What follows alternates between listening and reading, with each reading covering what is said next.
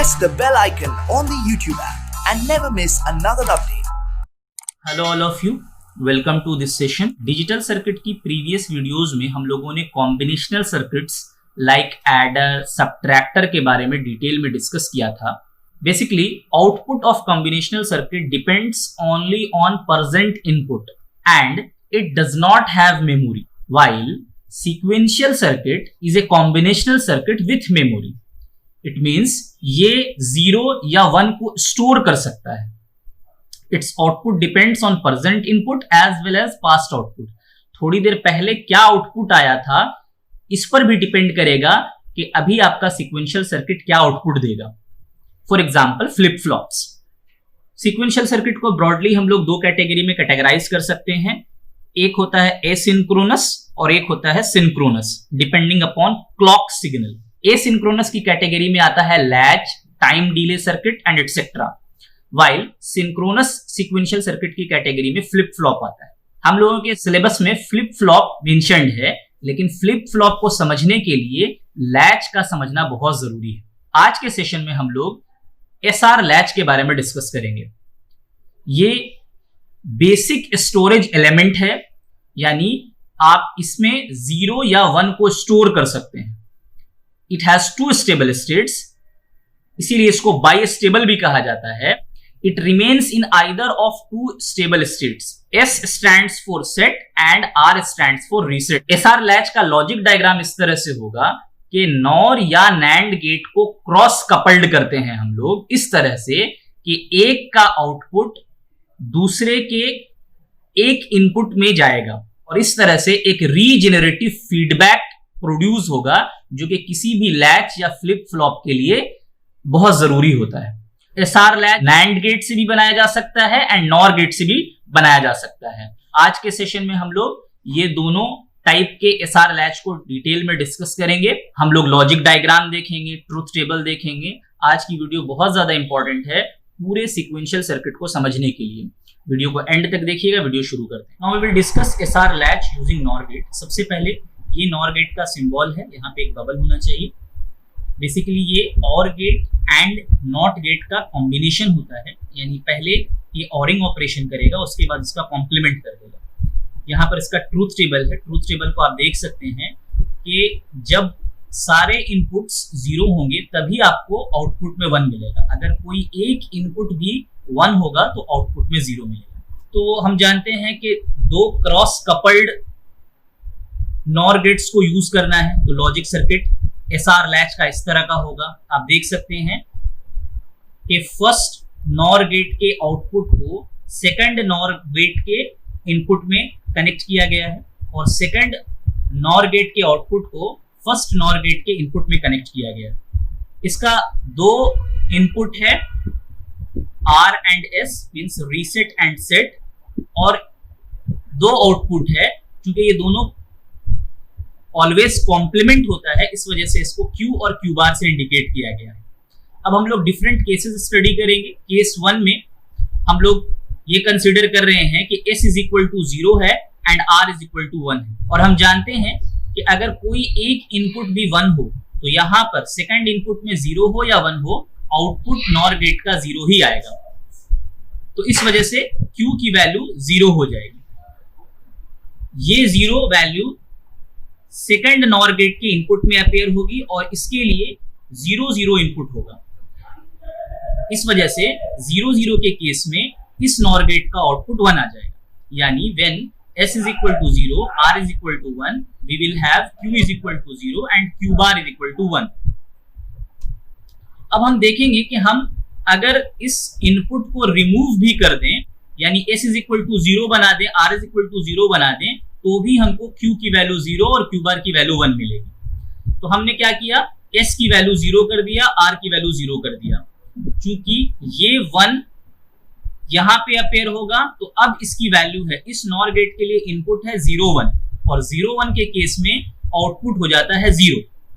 Now ये 0 यहाँ पे अपेयर हो रहा है और इस नॉर गेट के लिए दोनों ही इनपुट 0 0 है। इस वजह से आउटपुट जो मिलेगा इस नॉर गेट का वो 1 होगा। यानी इनपुट को रिमूव भी कर दें यानी s इज इक्वल टू 0 कर दें, r इज इक्वल टू 0 कर दें, तो भी हमको प्रीवियस स्टेट का ही आउटपुट मिल रहा है, 0 एंड 1 ही मिल रहा है, यानी कि आपने 1 बिट की मेमोरी को स्टोर किया। अब हम लोग केस 2 डिस्कस करेंगे। s is equal to 1, r is equal to 0। यहाँ पर हम लोगों ने s की वैल्यू 1 ली है और r की वैल्यू 0 ली है। तो अगर s की वैल्यू 1 ले रहे हैं आप, तो यहाँ पर कुछ भी हो, इसका सेकंड इनपुट 0 हो या 1 हो, इस नॉर गेट का आउटपुट जो आएगा वो 0 ही आएगा। इसलिए हम क्यू बार की वैल्यू 0 ले लेंगे। आप देख सकते हैं यहाँ पे 0 1 के केस में आपको आउटपुट में 0 ही मिलता है, तो क्यू बार की वैल्यू 0 हो गई। Q bar equal to 0 appear होगा फर्स्ट नॉर गेट के इनपुट में, तो इस वजह से फर्स्ट नॉर गेट का दोनों इनपुट 0 0 होगा, और 0 0 के केस में नॉर गेट का आउटपुट होता है 1, तो Q की वैल्यू हो जाएगी 1। अगर आप S इज इक्वल टू 1 दे रहे हैं, R इज इक्वल टू 0 दे रहे हैं, तो आपको Q बार की वैल्यू 0 मिलेगी और Q की वैल्यू 1 मिलेगी। नाउ अब हम फिर से इनपुट्स को रिमूव करें। Q बार की वैल्यू 0 और Q की वैल्यू 1 मिल रही है या नहीं मिल रही है, 1 बिट मेमोरी स्टोर हुआ या नहीं हुआ। तो जब हम S इज इक्वल टू 0 कर देंगे और R इज इक्वल टू 0 कर देंगे, Q बार की वैल्यू यहाँ पे अपेयर हो रही थी, तो ये 0 0 के केस में Q की वैल्यू 1 हो जाएगी, और ये 1 यहाँ पे अपेयर होगा, तो ये 0 1 का केस है, तो इस नॉर गेट का आउटपुट 0 हो जाएगा। इसका मतलब है कि Q बार की वैल्यू 0 और Q की वैल्यू 1 आ गई।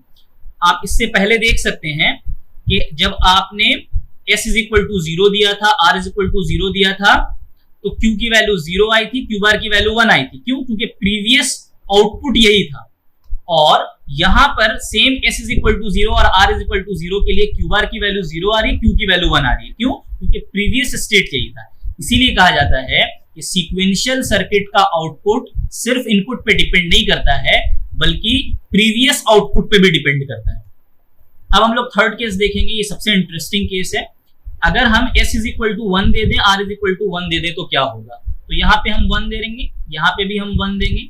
हम जानते हैं कि अगर नॉर गेट का कोई भी एक इनपुट 1 हो जाए, तो सेकंड इनपुट देखने की जरूरत ही नहीं है आपको, आपका आउटपुट 0 होगा, यानी Q की वैल्यू भी 0 होगी और Q बार की वैल्यू भी 0 होगी, जो कि पॉसिबल नहीं है। अब तक हम लोग क्या देख रहे थे, Q और Q बार एक दूसरे का कॉम्प्लीमेंट होना चाहिए था। मोर ओवर, अगर हम इनपुट को रिमूव करें ताकि देखने के लिए कि हमको आउटपुट में क्या मिलेगा, कौन सा वैल्यू स्टोर हो रहा है, S इज इक्वल टू 0 और R इज इक्वल टू 0 कर रहे हैं, तो हम मान लेते हैं हम लोग पहले Q बार के लिए कंसीडर कर रहे हैं। तो Q बार के लिए इनपुट क्या हो जाएगा, यहाँ पे हम लोगों ने 0 कर दिया है, और Q की वैल्यू थोड़ी देर पहले 0 थी, तो ये 0 0 का केस है। 0 0 के केस में Q बार की वैल्यू क्या हो जाएगी, 1 हो जाएगी। अब ये 1 कहाँ कनेक्टेड है, नॉर गेट 1 में कनेक्टेड है, तो इसके लिए 0 और 1 का केस है, तो 0 और 1 के केस में क्या आएगा, 0 आएगा, यानी Q की वैल्यू 0 होगी। लेकिन क्या होता अगर हम लोग पहले Q को कंसीडर करते, Q बार की वैल्यू 0 आ रही थी, तो ये 0 0 का केस हो जाता, ये 0 0 का केस हो जाता, तो यहां पर हमको 1 मिलता, Q के जगह में हमको 1 मिलता, और ये 1 यहाँ पे अपेयर होता, ये 1 0 का केस हो जाता, और Q बार की वैल्यू हमको 0 मिल जाती। तो ये जो केस 3 है ना, बहुत ज्यादा कॉन्ट्राडिक्टरी है। पहली बात तो ये कि आपको आउटपुट और इसका कॉम्प्लीमेंट दोनों ही 0 मिल रहा है। फिर जब आप इनपुट को रिमूव कर दे रहे हैं, तो इट डिपेंड्स कि आप किसको कंसीडर कर रहे हैं। अगर आप Q बार को कंसीडर करेंगे तो आपको ये वैल्यूज आएंगी, Q बार की वैल्यू 1 और Q की वैल्यू 0, और अगर आप Q को पहले कंसीडर करेंगे तो Q की वैल्यू 1 आएगी और Q बार की वैल्यू 0 आ जाएगी। तो इसी वजह से केस 3 को यूज नहीं किया जाता है। तो इस तरह से टोटल 4 केस हो गए हमारे पास। पहला केस 0 0 का, 0 0 के केस को मेमोरी का केस कहा जाता है। क्यों? क्योंकि ये प्रीवियस वैल्यू को इंडिकेट करेगा। 0 1 के केस में क्या होगा, आपको आउटपुट 0 मिलेगा और उसका कॉम्प्लीमेंट 1 मिलेगा। 1 0 के केस में क्या होगा, आपका आउटपुट 1 रहेगा और कॉम्प्लीमेंट 0 रहेगा, और 1 1 का केस इनवैलिड होता है, इसको यूज नहीं किया जाता है।